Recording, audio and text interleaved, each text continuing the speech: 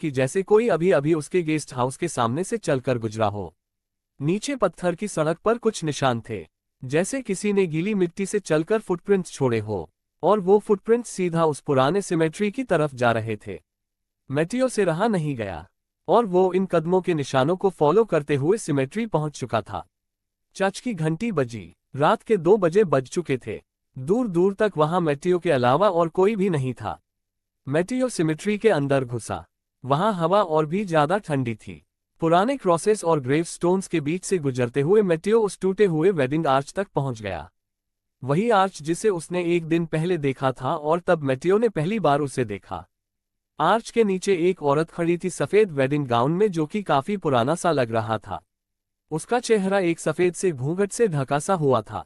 ऐसा लग रहा था कि जैसे वो औरत वहां खड़ी किसी का इंतजार कर रही हो। मैटियो ने एक कदम आगे बढ़ाया और एकदम से तेज हवा मानो रुक सी गई। उस कब्रिस्तान के अंदर की खामोशी इतनी गहरी हो गई कि मैटियो को अपने दिल की धड़कनें तक सुनाई देने लगी। वो औरत धीरे धीरे मैटियो की तरफ मुड़ी।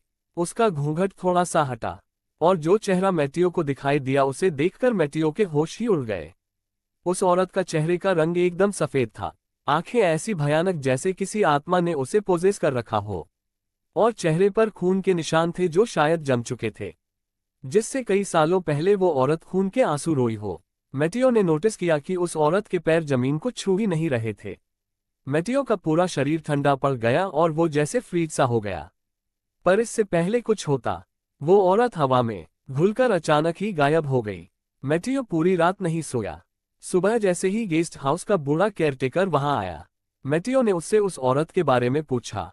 केयरटेकर ने पहले कुछ नहीं कहा, लेकिन जब मैटियो ने उस कब्रिस्तान के वेडिंग आर्च का जिक्र किया तो उस केयरटेकर का चेहरा सफेद पड़ गया। उस बूढ़े केयरटेकर ने बताया कि यह कहानी 1889 से शुरू होती है। उस साल सालुशिया में एक शादी होने वाली थी।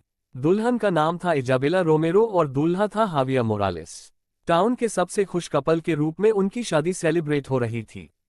मंडप उसी कब्रिस्तान के पास बनाया गया था क्योंकि चर्च में रेनोवेशन का काम चल रहा था। शादी की रात सब लोग इकट्ठा हुए। इज़ाबेला अपने वेडिंग ग्राउंड में मंडप तक पहुंची, लेकिन उसका